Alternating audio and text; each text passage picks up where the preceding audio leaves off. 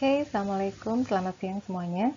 Pada kesempatan kali ini saya akan memberikan feedback terkait pertemuan kelima, yaitu membahas tugas kalian mengenai aplikasi teori positif model dalam suatu organisasi.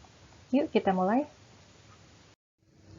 Oke, nah kali ini seperti sudah disebutkan sebelumnya, kita akan membahas spesifik mengenai positif model. Masih bersama saya, Vida Nirmala Nugraha. Oke, dari seluruh kelompok yang sudah mempresentasikan hasil kerjanya, ada beberapa hal yang perlu di-highlight. Pertama, jadi kalian harus paham betul apa sebetulnya yang dimaksud dengan positif model. Kemudian setiap tahapnya seperti apa gitu di organisasi yang kalian pilih. Kemudian, best practice di dalam organisasi itu bukan studi banding, seperti tadi kelompok yang BPJS, tapi kembali kepada hal-hal yang sudah baik atau praktik-praktik seperti apa yang sudah berhasil dilakukan organisasi dengan baik. Kemudian, metode penelitian tadi sudah ada yang menuliskan, misalnya dituliskan dengan studi kasus, deskriptif, dan lain sebagainya. Itu menjadi tambahan pengetahuan yang bermanfaat ketika nanti kalian membuat TA. Kemudian, tadi juga ada kelompok yang menuliskan atau menggunakan analisis SWOT. Nah, kalian harus menentukan nih, posisi ini di mana dalam positif model. Apakah ini hal yang dilakukan sebelumnya begitu untuk membantu mengisi atau menjelaskan tahap-tahap dalam positif model atau justru ini hal yang berbeda. Nah, ini yang harus kalian pahami dengan baik. Kemudian juga tadi ada kelompok yang menuliskan metodologi penelitian. Kalian harus paham betul apa bedanya metode dan metodologi. Sebagai contoh misalnya psikologi. Psikologi itu apa sih? Yang jelas psikologi adalah ilmu yang membahas mengenai bla bla bla bla. Nah, sekarang metodologi apa? Silahkan dicari tahu ya. Oke, kembali ke buku, kembali ke teori.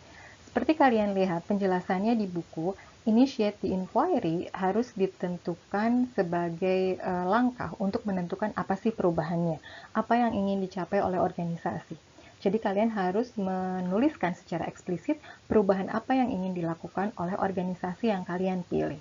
Misalnya, perubahan budaya dari budaya A menjadi budaya B, perubahan logo, atau perubahan lain yang kalian pilih. Berikutnya, terkait tahap kedua, yaitu inquire into best practices. Lihat, yang di-highlight di sini, yang di-highlightnya adalah apa? Best practice within the organization. Oke, jadi kalian harus melihat justru ke dalam organisasi. Praktik apa yang sudah dilakukan organisasi dengan baik, bukan melihat keluar organisasi mana yang sudah baik di praktik yang dimaksud atau serupa ingin dijalankan oleh organisasi. Nah, berikut adalah contoh bahwa kelompok ini belum menuliskan hal yang spesifik yang dilakukan si organisasi ini. Misalnya, di sini ya, menentukan subjek perubahan yang ingin dilakukan. Ini baru mengulang kembali apa definisi atau yang dimaksudkan oleh teori terkait langkah pertama, yaitu initiate the inquiry. Jadi, kalian justru harus menjelaskan atau menerangkan aktivitas seperti apa atau apa yang ingin dicapai oleh organisasi yang kalian pilih terkait perubahan tadi. Oke, kelompok ini sudah mencoba, artinya uraian di langkah pertama dan langkah kedua sudah lebih khas begitu ya terkait dengan organisasi yang mereka jadikan contoh. Tetapi satu hal yang mereka lupa sesuaikan dalam hal ini yang paling tampak adalah judul. Di sini ya, lihat judulnya masih Lewin Change Model. Padahal kali ini kita sudah move on dari Lewin dan membahas ke positif model.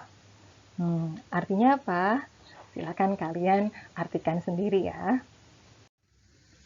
Oke, ini adalah contoh berikutnya yang dipresentasikan oleh rekan kalian. Nah, terkait praktik terbaik atau langkah kedua, tahap kedua dalam positif model, kelompok ini memberikan banyak sekali informasi. Jadi banyak praktik-praktiknya misalnya yang mereka munculkan. Ada A, B, C. Nah, Untuk lebih tajam uraiannya atau pembahasannya, kalian cukup pilih salah satu. Misalnya terkait budaya organisasi, perubahan budaya organisasi. Tadi saya sempat mendengar bahwa salah satu budayanya yang ingin diubah adalah memberlakukan budaya anti korupsi.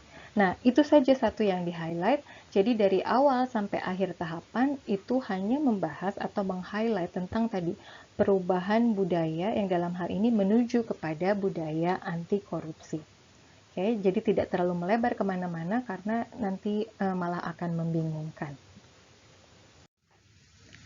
Terkait aktivitas minggu depan, kita akan membahas tentang satu model lagi tentang perubahan atau plan change, terutama Action Research Model.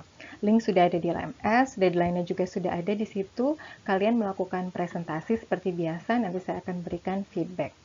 Oke, nah sekarang silahkan disiapkan, diharapkan sudah lebih baik daripada minggu-minggu sebelumnya, karena kalian sudah berpengalaman 2 kali membuat atau menganalisis contoh kasus di organisasi dengan metode plan change yang berbeda. Oke, terima kasih.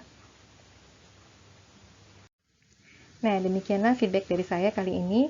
Semoga bermanfaat. Sampai jumpa di pertemuan selanjutnya. Terima kasih.